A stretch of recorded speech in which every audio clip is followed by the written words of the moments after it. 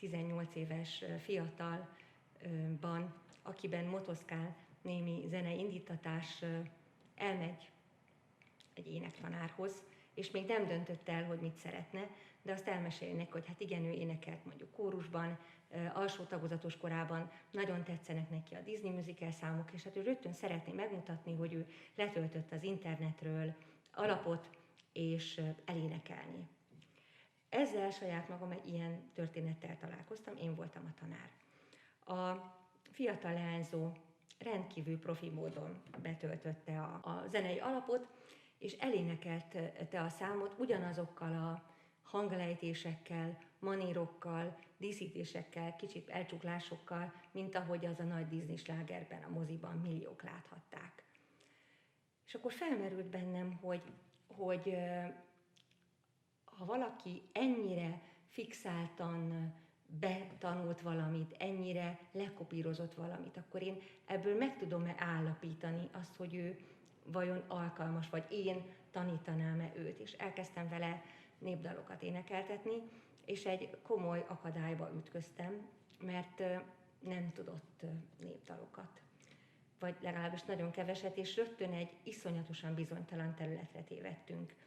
Az intonációja már nem volt olyan magabiztos, mint amikor rá kellett énekelni az alapra, és akkor rögtön felmerült bennem, hogy ez a fajta beidegzés, amikor valaki könnyűzenei vagy popslágereket énekel, nem biztos, hogy talajt ad a későbbi képzéshez. Majd később külön részbe szeretnék foglalkozni a jazz éneklésnek az ilyen irányú nehézségeivel, és tanárral is szeretnék beszélni, hogy ott még inkább mindenki csak a felvételről tanulja meg, ritkán találkozik élően előadott jazzzel, hogy egyáltalán hogy lehet azt kiküszöbölni, hogy ne kis kópiák legyenek a diákok. Amikor ezzel szembesültem, akkor azt láttam, hogy borzasztó nehéz lesz valakit arról meggyőzni, hogy ne azonnal szakosodni kezdjen, és ne azonnal azt mondja, hogy igen, én csak is kizárólag musical énekes szeretnék lenni, hanem hogy tehetném az embereket nyitottá arra, hogy az éneklés minden válfaja felé elkezdjenek tapogatózni. Tapogatózzanak egy zongora kíséretes népdal felé, énekeljenek dalokat, klasszikus dalt, énekeljenek operettszámot, és természetesen, hogyha szeretnének, énekeljenek musicalt is, hiszen én magam a musical műfajának nagy rajongója vagyok. Nem a közép-európai musicalre gondolok, de a west end musicaleket a mai napig tátott szájjal nézek, és komoly összegeket áldozok arra, hogy én Londonba elzarándokoljak a WestEndre valódi magas színvonalú musical előadásra. Mindig, amikor lehetőségem jutott akár színészekkel dolgozni, akik éppen az adott publikat, musicaleket, vagy akár operetteket tanulták, mindig belecsempésztem egy-egy opera áriát.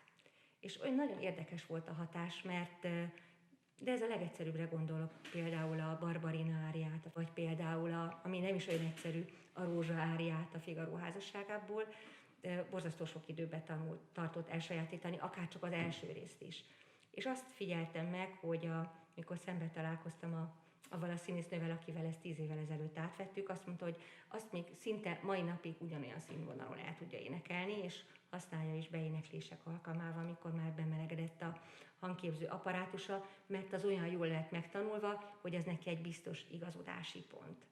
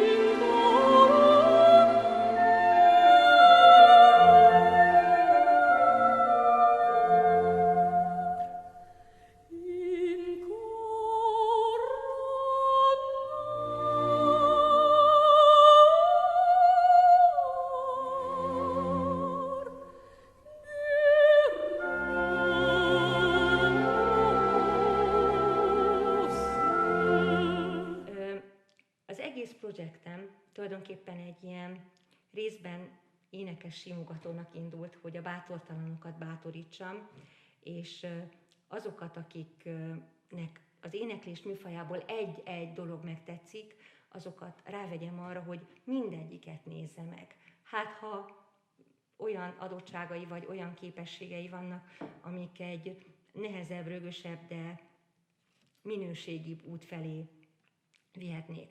Amikor én ezt baráti körben elmeséltem, hogy ezt szeretném, nekem szögezték a kérdést, hogy milyen jogom van azt mondani, hogy a opera értékesebb, mint az operett értékesebb, mint a musical, és erősen elszégyeltem magam.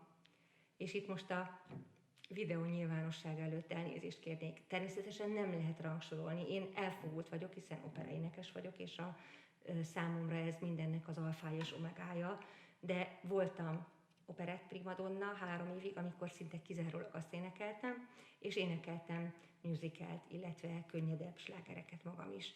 És az, aki hallgatja a hallgatónak, ő akkor 1000%-os élményt szeretne kapni, nem a művésznek a véleményét, hogy hát ne haragudjatok, hogy én most csak ilyen tingli-tanglit éneklek nektek, én tudok jobbat is, hanem azt kell énekelnie, hogy ő, mikor énekli, akkor azt szereti a legjobban, és azt próbálja 100%-osan átadni. Ez az egész projekt, amit létrehozunk, ilyen fogodzókat tartalmaz, ilyen biztos igazodási pontokat, amiket bárki a pályája bármilyen szakaszában, tanulmányai bármilyen szakaszában elővehet, és hát ha kap tőle új impulzust, ami megsegíti az ő tovább lépését.